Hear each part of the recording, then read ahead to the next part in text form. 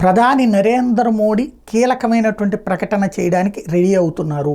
ఏమిటి ఆ ప్రకటన అంటే బంగ్లాదేశ్ వ్యవహారం మీద. ఓ పక్కన ఈ పార్లమెంట్లో రచ్చ నడుస్తూ ఉన్నటువంటి సందర్భంలో కీలకమైనటువంటి అంశం వైపుకి అడుగులు వేస్తున్నారు. అందులో ప్రధానమైనటువంటిది బంగ్లాదేశ్లో అసలు ఏం జరుగుతోంది. ఇస్కాన్ ఓ పక్కన నరేంద్ర మోడీని రిక్వెస్ట్ చేస్తున్నటువంటి నేపథ్యంలో ఇప్పుడు బంగ్లాదేశ్ ఉదంతాన్ని తాను ఎలా చూస్తారు. ఒకటి హసీనాకి సంబంధించి వదిలిపెట్టేసి తమకు అప్పచెప్పమని చెప్తున్నటువంటిది, అట్లాగే బంగ్లాదేశ్లో ఉన్నటువంటి హిందువుల మీద జరుగుతున్నటువంటి దాడులు, అలాగే బంగ్లాదేశ్లో ఇస్కాన్ మీద జరుగుతున్నటువంటి దాడులు, ఈ వ్యవహారం మీద ఖండిస్తూ బంగ్లాదేశ్ ప్రభుత్వాన్ని తప్పుపడుతూ అదే సందర్భంలో భారతదేశంలోకి హిందువుల్ని ఆహ్వానిస్తారా, ఎందుకంటే సిఏఏ యాక్ట్ ఉంది కాబట్టి ఆహ్వానిస్తారా, లేదంటే కనుక అక్కడ ఉన్నటువంటి వాళ్ళకి రక్షణ కల్పించాలని చెప్పి ప్రపంచాన్ని ఐక్యరాజ్య సమితి లాంటి దాన్ని కోరతారా, లేదంటే కనుక ఇంకేదైనా కీలకమైన ప్రకటన ఉంటుందా అన్నటువంటి చూడాల్సి ఉంది. ముందు అన్ని పార్టీల యొక్క ప్రముఖులతో మీటింగ్ పెట్టి ఆ పైన ప్రకటన చేయడమా, లేదా ముందు పార్లమెంట్లో ప్రకటన చేసి ఆ తర్వాత డిస్కస్ చేయడమా